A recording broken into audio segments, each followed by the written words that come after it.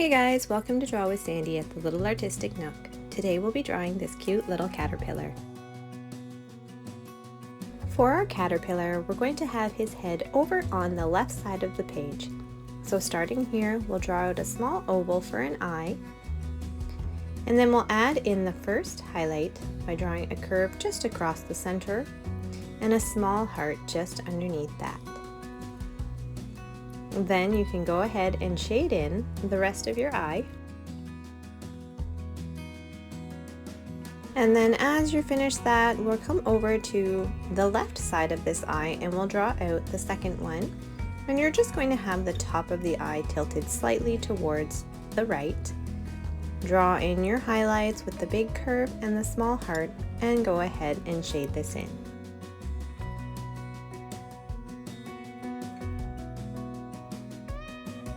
Let's add in some little eyelids. So to do that, I'm just going to trace over the top of the eye, and then I'm going to extend a small little flick just upwards and out to the side. Do the same thing on both so that the eyelids face the outside edges. Then we'll draw a little mouth just in between the eyes, a cute little smile. Coming around to the bottom part of our eye, we'll draw in cheeks by drawing a curve all the way underneath and just closing in on the other side. You can do this under both eyes. And then to finish off the face, we'll add in our little eyebrows.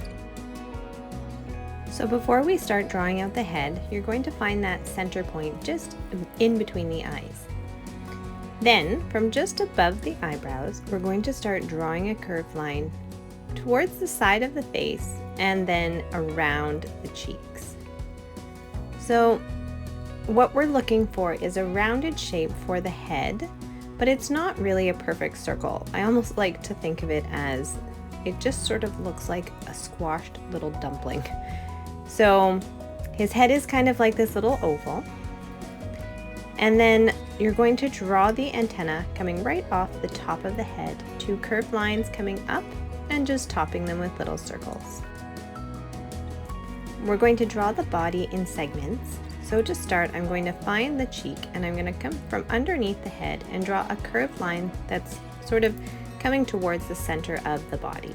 Do the same thing under the other cheek. And then you can create a shallow curved line that connects these two. I'm leaving a space for his hand, but if you're using pencil, you can close it off completely. We're going to do another segment, this time starting from that left side, drawing a curve that's coming a little more towards the center of your page. And then we'll do a second line on the other side there, on the right side of his body, and you're almost going to make it come to a point. So it looks like the second segment is a triangle. Then we're going to start straightening out the body. So create a downwards curve coming across the center line of your page, a long curve coming down towards the bottom, and then we'll connect it here with the front by drawing a curved line that comes underneath. And again, just ignore my spaces if you're using a pencil. Let's go ahead and make the next segment, this time making that top curve just a little bit bigger and higher. Then we'll curve it down towards the bottom of the page, and we'll draw that little horizontal curve across the bottom. And you're just going to repeat this. So I'm doing the same thing again, just curving it all the way up and then down towards the bottom of my page, closing off where the bottom of the body is, and then I'm going to do just one more. So this time I'm just going to have the back just sort of rounded there, and we'll just close it off completely. So you can obviously add more segments if you like. Make it completely your own. For the first arm, I'm going to just draw down a little line and add a hook at the bottom. And then we're just going to draw right back up and close off the top. And that's pretty much what all the arms and legs, or if you would like to call them all legs, will look like. We'll make a second one coming out here on the front side of the body. And then I'm going to come into the next segment. So this time I'm going to draw my arms both inside of this segment. So just my line is more horizontal, but it's the same thing. Start with a little straight line, add your hook for the hand or the foot, and then you can just close it off. So they look kind of like little music notes. Then we'll go across along the bottom of our caterpillar. So here under the third segment, I feel like I can still see that back foot, so I'm going to just draw it underneath the line. And then the front leg here, I'm going to draw into the body. Close off my holes.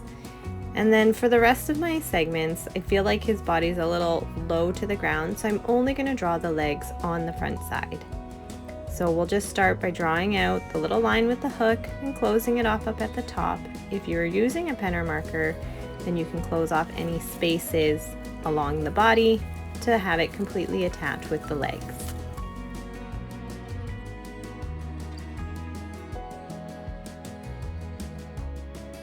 Okay, and now we're just going to add in our final details here, our background. So I'm going to start with a little simple ground line, just a bumpy little line that's coming all the way under and behind the body. And then I'm going to add in some big leaves because we all know caterpillars like to eat leaves. So starting at the ground line, you can begin to draw a line up and you can curve it, and I'm curving to the left. But if you want or you don't have space, then you really don't have to do them exactly like this. At the top of your line, you're going to create a point and you're going to start to curve back down, this time having it balloon out the other way and touching it back down to the stem at some point.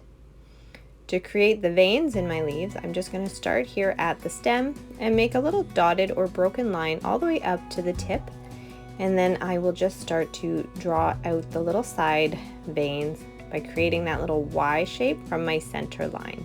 And I'm just dotting my pen.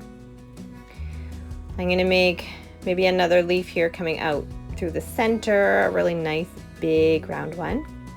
Just the same steps. I always just start at the stem, and then from the top I come back and let it meet back up with the stem at some point. We can create a little fold by just tracing a little second or third line here and just letting it touch back. Good, and we'll just add in some little veins here. And I think I'm going to add just one more leaf falling sort of over to the right. So this one's really floppy. And I'm going to have it have maybe a big fold. So here's my big fold, so the bottom side of the leaf folding up. And then just to show kind of the inside there, I'm just going to draw a third line touching at a point. And that is our cute little caterpillar, guys.